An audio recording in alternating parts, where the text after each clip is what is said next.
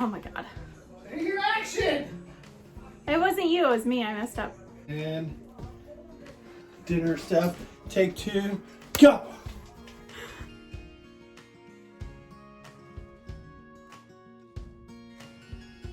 Hey guys, welcome back to the channel. I'm Terry, your Frugal Active Mama, and I am bringing you tonight our week of dinners. This is everything that we ate for the past week, so I hope it brings you some inspiration in ways that you can incorporate great healthy meals, sometimes not so healthy meals, but they taste delicious. But just eating at home, saving money, and spending more frugally when it comes to your meals. Family meals at home. A lot of times we're on the go because the kids are so involved in activities and sports. But I just love the notion of home cooked meals even if we're on the go. Tonight's dinner is steak. Clint and I had T-bone steak, and then the kids are having some deer meat steaks. And then green beans, canned green beans, mommy's special recipe. And I'm having some air fried cauliflower while Clint and the kids are having some leftover mashed potatoes. And don't mind all my seeds that I just started today. So yeah, that is dinner tonight. Oh, also Kendrick's and Lorelai are having some hot dogs. And then we have some grapes soaking and getting clean for this week. Doing some meal prep and things like that. So this is dinner. So next on our menu planner is shrimp fried rice, and all I'm doing to make that is using one of these stir fry kits that I found on clearance at Walmart, adding some seasonings. Here we have some rice vinegar, and then I also add some liquid aminos, ground ginger, and honey, a little bit of some local raised honey by a neighbor who gave this to us to try. We're very lucky to have found him. And then just sauteing that all together and setting it aside once they are cooked through. I like my veggies to be just a little crunchy and have still a little kick to them. So next up, I'm doing the shrimp, and I'm going to add the exact same seasonings that I added to the veggies to the shrimp. All the same stuff, and I'm only cooking it till it's just opaque and turning pink, and then I'm going to set it aside as well to work on the rest of the fried rice.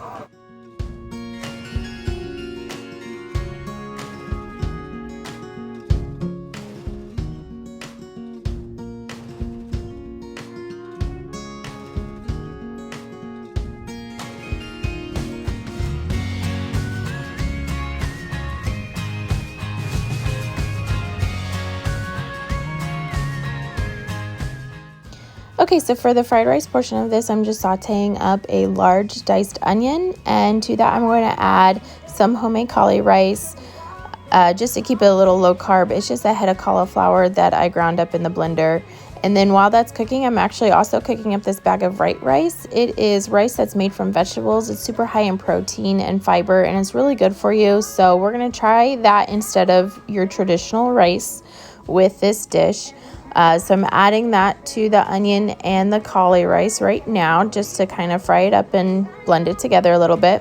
Also putting in some garlic and all the same seasonings that I've added to everything else. So we have our ground ginger, and then also liquid aminos and a little bit of the vinegar. I am adding in some eggs here to scramble them up, although it did not turn out the way my normal fried rice does. So this would have been much better if I would have cooked them separately and then added them in once they were cooked, because it kind of just made a blob of rice, but it still tasted really good. So then once everything is cooked, I just plate it all together and serve it up, and it was so good. So up next is just some easy peasy traditionally baked chicken in the oven. We're using chicken leg quarters. They are by far the most frugal option when it comes to chicken that you can possibly find. They can get as low as 50 cents a pound, and sometimes even lower when they're on like a super major sale and the stores are trying to get rid of them. And I am a huge fan of buying chicken on the bone because you can get multiple uses out of it, not just the chicken meat, but then you also have the bones to make your own bone broth and make your own chicken broth. So I'm at like I said, I'm a huge fan of chicken on the bone. And if you really want to cook it without the bone, without the skin, it does take a little extra work for deboning it and peeling all that skin off, but you can totally do it if that's your thing.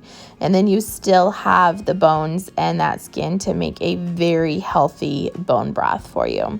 So I'm just seasoning everything up, giving it a good coat of olive oil, flipping it over, making sure to get all sides, because I think that is super important when flavoring your chicken, especially when it has that skin coating on it. You really want to get all that flavor around everything so it can really soak into the meat once it's cooking.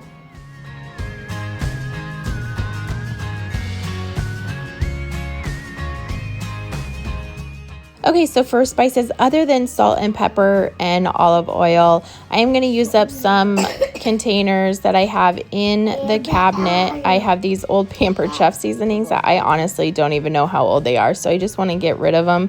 So I'm using them a lot here lately, trying to get them used up and get them out of my cabinets.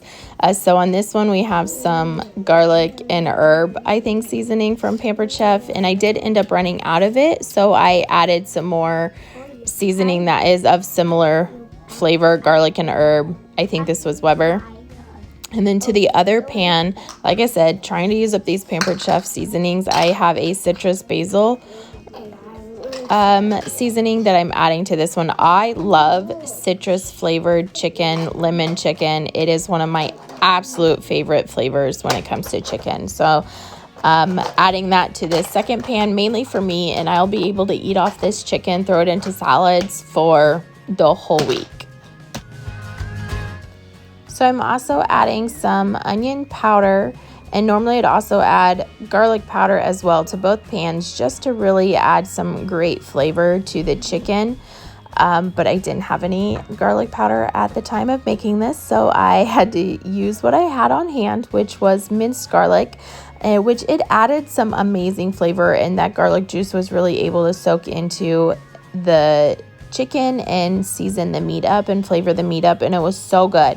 However, I will say, when you actually add chunks of garlic like this and then you bake it in the oven with the chicken, because the chicken takes so long to cook all the way through, the garlic chunks actually burn and they turn very bitter when you eat them. So what we did in this case is we just scraped off the burnt garlic because it had already done its job. It added all that amazing garlic flavor to the chicken itself, and so we didn't need the burnt garlic on top. We just scraped that off and we ate the chicken as it was, and it was so delicious. This was some of the juiciest, best tasting chicken I've made in a very long time. So we just baked it in the oven until the thermometer read 165, and then I knew it was done and it was ready to go. So I brought it out of the oven and I let it rest to really contain all that juiciness before I start peeling the skin off, before I start cutting it or anything like that, because I want it to stay juicy and not get dry. The side dish that we are going to have with our chicken tonight is going to be some air fried asparagus, and I'm using my handy dandy large capacity Go Wise multi-use air fryer. It does a ton of things other than just air frying. It's amazing. I will link it down in the description box because I highly suggest getting this, especially if you have a large family, because you can do a whole bunch with it. I know you don't have to use oil in air fryers, but I just like the flavor of extra virgin olive oil, so I'm gonna go ahead and coat very lightly the asparagus in that.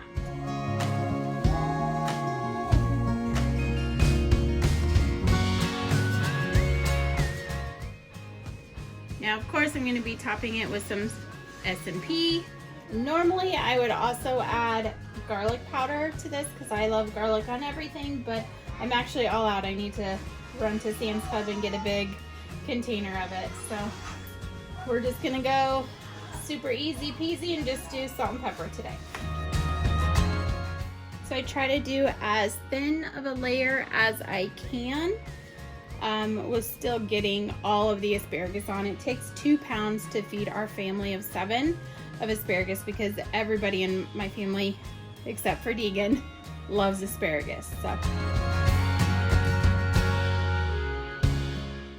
So I actually decided to go with the shish kebab setting, thinking that that was aimed towards a lot of vegetables too. So it looks like it's set for 400 degrees for 10 minutes. I think that sounds like a great setting for asparagus. This is actually the first time I'm cooking asparagus in my Go Wise air fryer.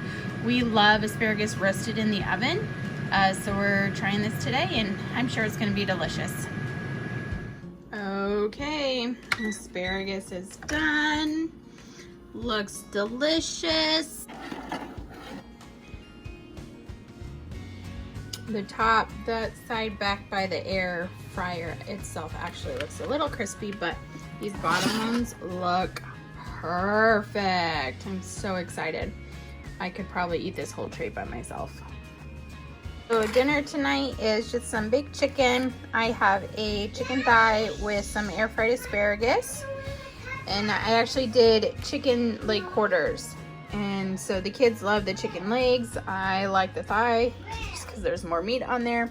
This was like a garlic herb one. And then I love like lemon citrusy flavored chicken. So I did a pan of that as well. And these will be great for leftovers, to throw on some salads, things like that for lunches. So really happy. The flavor in both of them is delicious.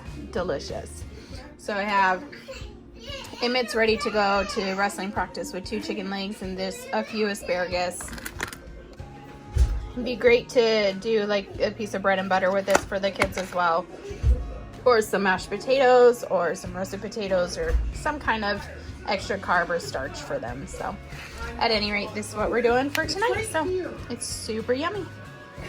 So next up on the menu is lazy lasagna. However, this is not in any way, shape, or form lazy lasagna. This is just a pasta dish that I'm calling lazy lasagna to get my kids off my back because they will not stop asking for lasagna. I mean, they're obsessed with Garfield right now, so I think it's because of that.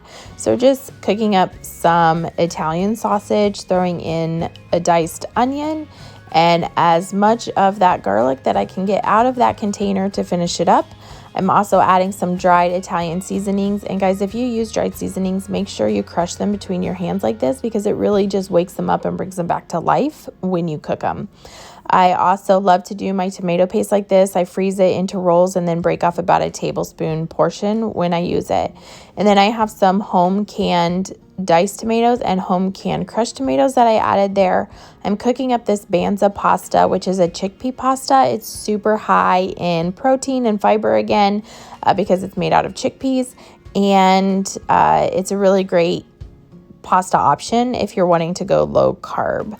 So please note that if you try this pasta, it does have a slightly different texture than your traditional pasta. If you cook it too long, it gets a little mushy, so make sure you cook it really shy of al dente. So then I just mix everything together. I throw half of it into this greased 9x13 casserole dish, and then I top it with not ricotta cheese because ricotta cheese is not in this mama's budget. What I do is I blend up cottage cheese, and it has the exact same texture of ricotta cheese, and I think it tastes just as good, if not better. You can also season it when you do it this way with some garlic powder or Italian seasoning, and it tastes so good. And then I add in a little sprinkle of the green canned Parmesan cheese, the rest of the pasta dish, and then I top it with some more of the Parmesan cheese, and I usually add on shredded mozzarella as well. But I was actually cooking this the day before, and we were out of mozzarella cheese, so I needed to run to the store to grab some real quick. So just cover it with foil, and then I'll top it before we bake it tomorrow. Tonight's dinner is lazy lasagna and some crusted bread that my wife is making in the oven right now. It's still cooking. Got about 13 minutes, then 15 more minutes. But this is the lazy lasagna. The kids are going to love it. Dinner tonight is Crockpot Slop. It is a family favorite of ours. It's super easy. It's just a real quick dump crockpot recipe with potatoes, the smoked sausage, and you can really use any kind. You could even use bratwurst or hot dogs if you really wanted to. Cheddarwurst, anything like that. We tend to go for the smoked sausage, kielbasa type sausages for it. And then it has green beans and corn and a little bit of onion and garlic, and then some better than beef bouillon flavoring in there.